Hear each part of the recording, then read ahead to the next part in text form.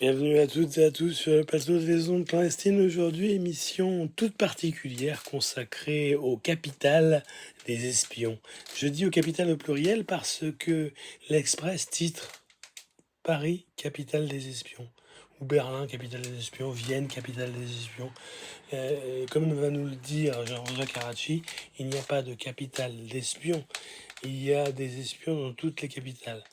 C'est ainsi que vont les choses. Et nous allons l'écouter au plateau, au micro des ondes clandestines. Écoutons-le.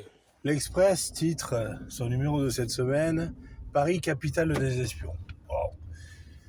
Toutes les capitales sont des capitales d'espions, tout simplement parce que dans toutes les capitales, il y a le pouvoir du pays en question qui exerce. Il y a ses ministères, mais il y a aussi les ambassades.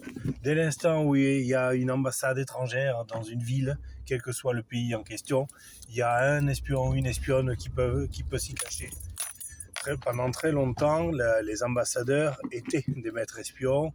Ça l'est aussi, encore dans beaucoup de pays, mais en France, par exemple, on s'est mis à dissocier la carrière d'ambassadeur et d'espion, mais par contre, il y a toujours des espions auprès des ambassadeurs, parce qu'on est parti du principe que c'était deux carrières différentes et que les nominations d'ambassadeurs qui pouvaient changer, eh bien, pouvaient ne pas correspondre aux missions de renseignement dont il était question. C'est une logique qui vaut pas, peu importe, c'est une des logiques appliquées à ce monde-là.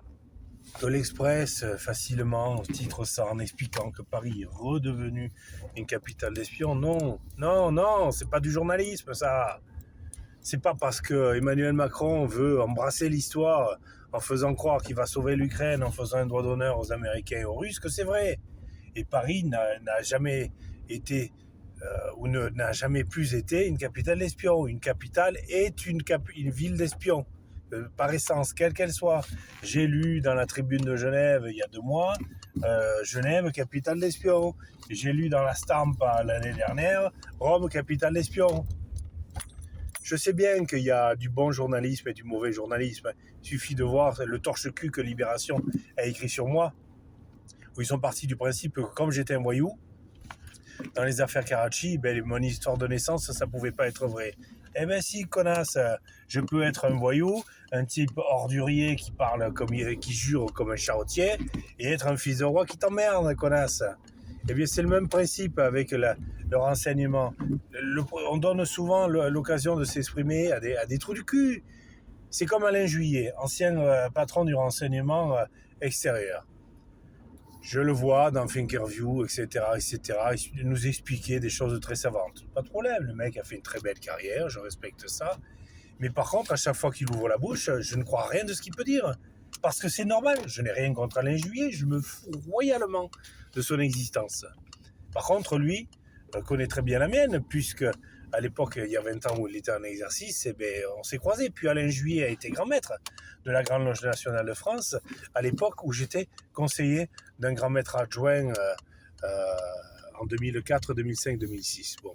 Donc tout ce monde-là, je le connais. Moi, si Alain Juillet, dans une interview, on lui dit Jean-François Carracci, est-ce que vous connaissez, et qui dit je ne sais pas de qui vous parlez, il se comportera comme une pute, ou comme un homme du renseignement qui ne dit jamais les choses telles qu'elles sont. Ce qui est d'ailleurs toujours très problématique. Quand on fréquente des gens du renseignement, que ce soit des collègues ou des proches de famille, par exemple, et quand on sait, moi, par exemple, en Italie, je savais que mes cousins italiens étaient du renseignement italien. Hein. Moi, je n'étais pas du renseignement italien. J'ai travaillé au plus près du renseignement italien.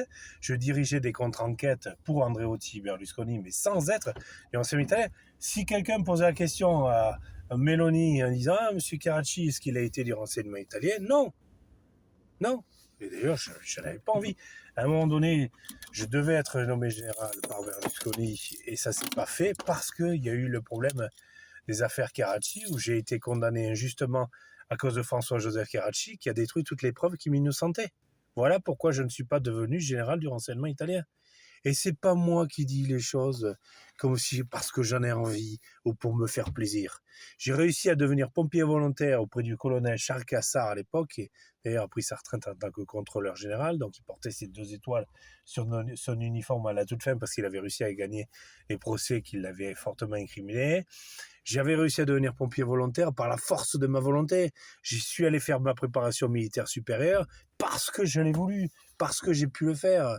Voilà. D'ailleurs, préparation militaire supérieure qui m'a sauvé la vie parce que pendant que les fours en écriture dans la SCI Karachi étaient faits, en été 2004, moi, j'étais en train de faire mes classes d'officier de réserve.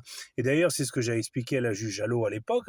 Il dit, je suis désolé, mais je ne peux pas être à 2 endroits en même temps à la même date.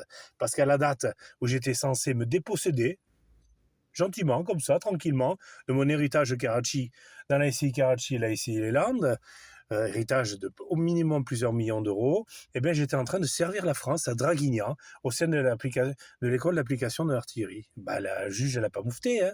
Puis les experts graphologiques ont en effet attesté que les faux en écriture commis par François-Joseph Karachi étaient grossiers, grotesques même. Ça a été écrit noir sur blanc, hein.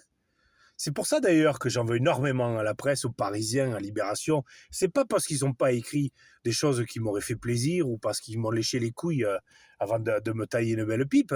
Le problème de ces journaux-là, c'est qu'ils sont allés cautionner des mensonges qui étaient des mensonges de François-Joseph Karachi. François-Joseph Karachi, j'étais pas dans sa vie qui faisait déjà des faux documents publics et privés. Quand il faisait passer sa femme, sa secrétaire Véronique à l'époque à Sosan, SAU2SAN, pour sa femme, en prenant le passeport de sa femme, en disant non mais je m'occupe, c'est pour l'entreprise, je m'occupe, et qu'en fait il mettait en caution tous les biens de sa femme sans qu'elle le sache, elle, Olivia, en faisant passer Véronique pour Olivia. C'était en 78, 79, 80, moi je n'existais pas. J'étais même pas un projet dans les yeux de mon père, hein, à ce moment-là, puisque je suis né en 81. Mais c'est pas grave, hein. Libération avait envie que François-Joseph Karachi passe pour un mec bien. Mais Libération, notamment, est allé inventer une conversation avec un maire de Sosan qui n'a jamais eu lieu, puisque Joël Vera, V-E-R-A, maire de Sosan, SAU2SAN, m'a affirmé au téléphone qu'il n'avait jamais eu Libération au téléphone. C'est même pas qu'il n'a pas dit du bien ou du mal de Libération de moi, c'est qu'il les a jamais eu au téléphone. Alors c'est qui que la journaliste, elle a eu au téléphone? Mais voilà, il faut croire, il faut admettre les choses parce que c'est comme ça. Ah non, c'est pas comme ça, c'est tout. Donc quand le point, je glisse pas, hein, je suis pas en train de m'énerver pour rien. Moi j'ai perdu des millions d'euros dans cette... Je suis allé en prison pour 60 000 euros que j'ai jamais volé. Et François-Joseph Karachi m'a volé de plusieurs millions d'euros. Et je dois dire, excusez-moi d'avoir demandé, pardon, je le referai pas. Parce que c'est quand même ça qui s'est passé avec la mise à l'épreuve que j'ai eue en octobre 2019. On m'a dit, monsieur Karachi, vous nous cassez les couilles avec vos procès, il va falloir peut-être arrêter. Et en effet, d'un coup, parce que je respecte les décisions de justice, je ne suis pas Nicolas Sarkozy qui se fait passer pour une pucelle alors que c'est une actrice porno, si vous voyez la référence. La justice a décidé qu'il fallait que j'arrête de l'emmerder avec mes histoires de famille. Eh bien, je n'ai plus jamais envoyé de plainte. De peur, je ne peux pas me rendre en gendarmerie de peur qu'on m'explique que j'ai braqué la banque du coin la veille.